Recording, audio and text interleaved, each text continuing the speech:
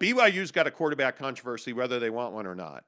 And this is something we've talked about going back, obviously, to camp when you had, Jaren Hall, Baylor Romney battling for that spot. I think we knew before camp opened, we told you on the show it was going to be Jaren Hall's job because he is more prototypical, the quarterback that you want. He's the guy that you need almost. Yep.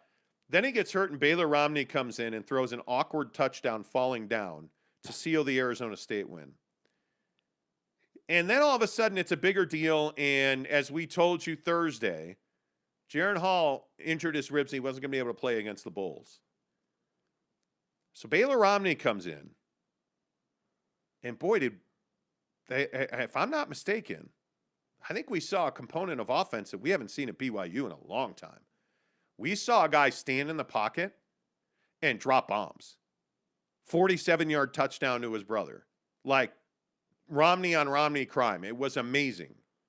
And he threw the ball all over the place. By the way, he ran the ball a little bit as well, too.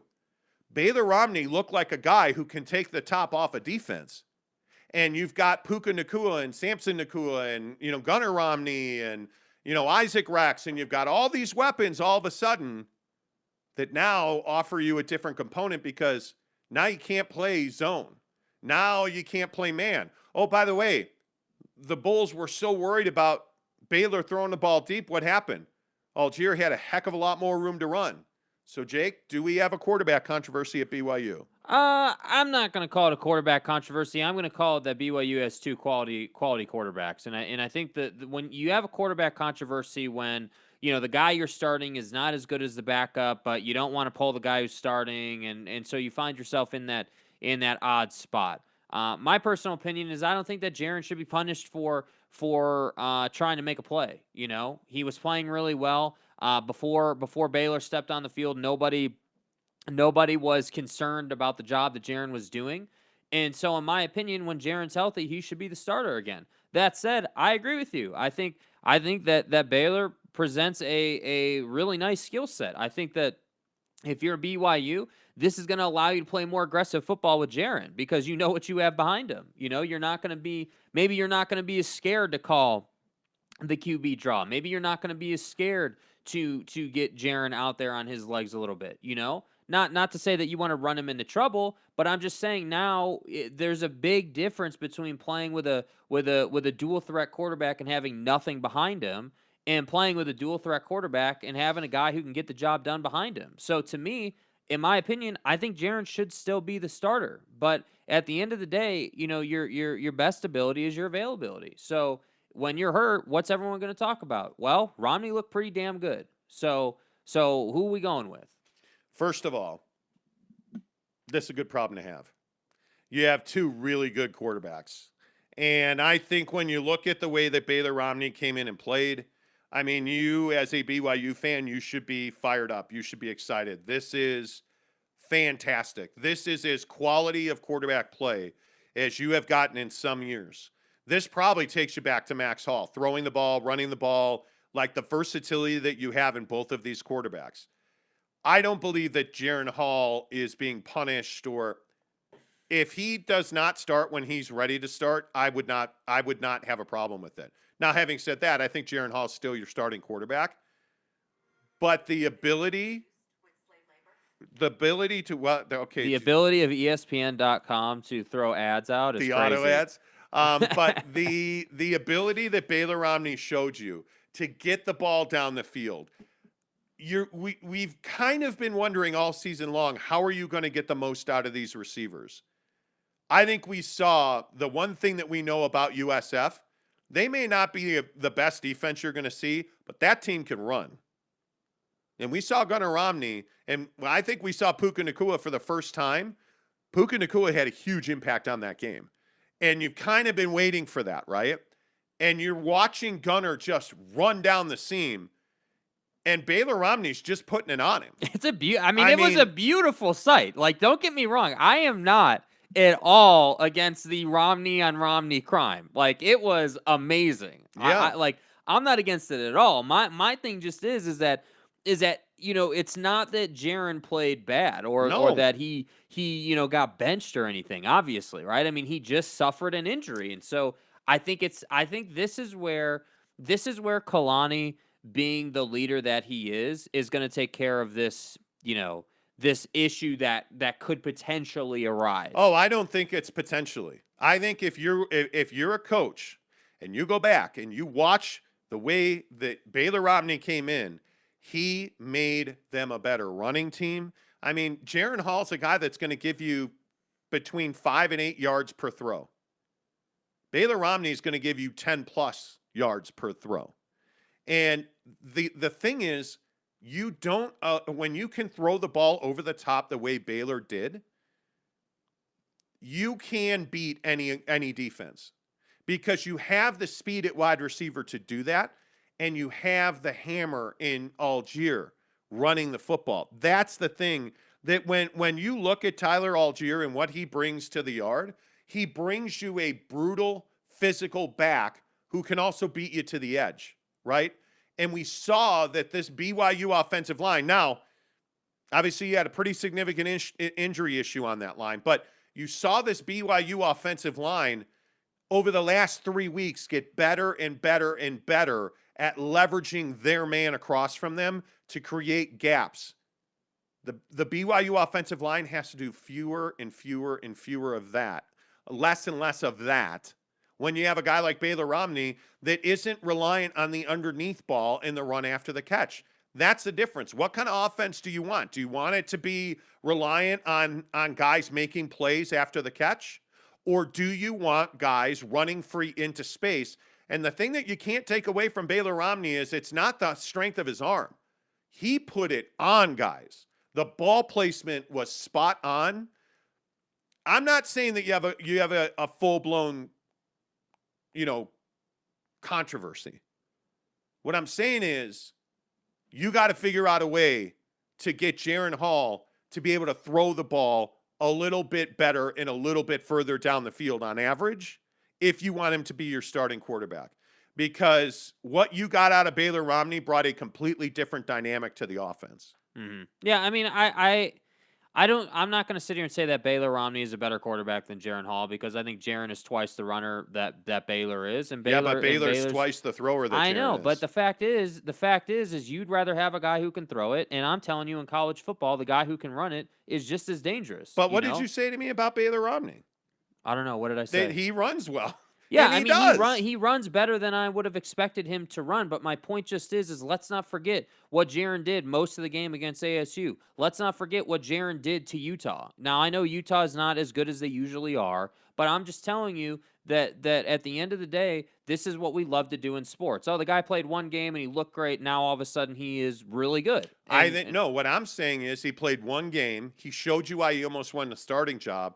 I think you would be a fool not to have him pressing Jaren. Jaren's a total dual threat quarterback, runs the ball really effectively, has those back-breaking runs that are really critical. I totally get that. But on any level of football, eventually your quarterback's going to have to stand in the pocket and deliver the football. And I think Baylor Romney is a guy that can absolutely do that. I don't know. I'm not as confident in Jaren throwing the football as I am in Baylor. But I will say this. Speaking of Baylor, the Bears, not Romney. Anybody see what Baylor did this weekend? I mean, Baylor looked really good. The quality of this schedule and the difficulty of this schedule is only going up. I mean, you look at the win for Arizona State this weekend. Utah beating Washington State was critical, even though they looked like trash doing it for most of that game. Doesn't matter. You got to win. 1-0 in the conference, great. You look at that win for Baylor, that's huge. You look at what's ahead, it's unfortunate. It's really unfortunate. That this is going to be an incredible stretch. That's where I'll leave it. You should say that you want Baylor to start because I don't. What I want is Baylor to be given the opportunity to win the job this week. That's what I want. I want to see Baylor get more reps with the ones. I don't know. There's a lot of people who think Jaren Hall is miraculously healed. Yeah, I'd be miraculously healed after that performance too. Right? Yeah. But it is not 100%. I haven't talked to anybody at BYU since the game the other night, but it's not 100% that Friday night Jaren's going to be ready to go. And I would remind you that Logan is no easy trip for this Cougar team. Logan, Utah State has always been a nemesis. This is a really good rivalry between the Aggies and the Cougars, and you better be ready to go. By the way, I think that game's on CBS Sports Network Friday night. But you better be ready to go because that's going to be a really difficult tilt. I mean, it is, and you look at the rest of this schedule. I mean, you're at Utah State, home for Boise, at Baylor on October 16th. Boy, that Baylor game is going to be That's a crucial game. We talked about it all last week about the schedule and what it's going to take for BYU to be a college football playoff team. But I think there's no question that it is a foregone conclusion that you should beat Utah State 100%. I don't care if it's a rivalry or not. You are better than them. You should beat them. That just has to happen. Did anybody see Utah State over the weekend? I mean, just got shellacked by Boise, like in shocking fashion too. So that's why I say Utah State, you should be able to handle them. But then the Baylor game is really where your season's it's your first make or break moment. It is your first, Well, the interesting thing about that you say that is I don't know that we know who Boise is yet because I was surprised. I thought Utah State was going to win that game. Boise's been kind of, plotting this year, if you will, like not great, losing to UCF and Oklahoma State. Okay, those are two really good teams. Beating UTEP 54-13, and now you come back home and you play at Logan, and you beat Utah State, who's been pretty good. Yeah, you beat them 27-3. I mean, so the question is Boise State that team that just beats bad football teams and loses to good teams? I would think they're more than that. I think any of these teams are teams that BYU should beat. That's what I think. Yeah. I think that and this is what I was saying earlier in the season. Like once you start winning games and once you're 4-0, 5-0, 6-0, expectations start to rise, and so I think the biggest question for me when I just working through the season here with BYU is how far will they go without losing a game? When is the first loss? Because that's really going to determine how people look at BYU. If you run through Utah State and then you run through Baylor and you run through all these teams, and then you happen to lose to SC at the end of the year, that would suck. How about that catastrophe? You know what I mean? Holy and cow. Then there's SC. Yeah.